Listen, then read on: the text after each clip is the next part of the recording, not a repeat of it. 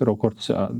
დეცენტრალიზებული ფინანსების ზაფხული იყო დაახლოებით იმ პერიოდშია ეს AI hype და ჯერ ვერ ხვდებით ერთადერთი გამოყენება რაც არის ეგრეთ წოდებული AI აგენტების რომლებიც შეიძლება გაამარტივონ თქვენი ცხოვრება უბრალოდ ამ გამარტივების გზას როდესაც ადგახარ რაც ლოგიკები უნდა ჩართვა დაახლოებით ისეთი პროდუქტია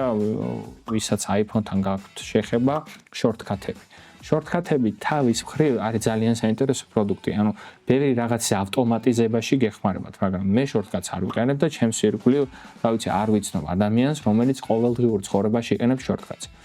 დაახლოებით მსგავსი პროდუქტები არის ეს AI agent-ები, სადაც თქვენ საუბარი უნდა იცოდეთ, როგორც პირობითად, ასე ვთქვათ, ეგრეთ წოდებული ენის მოდელების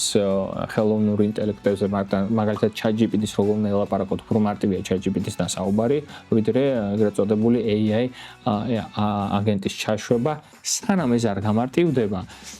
მანამდე ჩემი აზრით ძალიან რთული არის, ანუ თქვენ შეიძლება ინვესტიცია გაანახორციელოთ სხვადასხვა AI ინფრასტრუქტურებში, უბრალოდ იმდენად განზავებული არის ეს ყველაფერი, რომ აქაც რა თქმა უნდა ჰაიპებზე და იმ სიახლეებზე უნდა იყოთ მიბმული.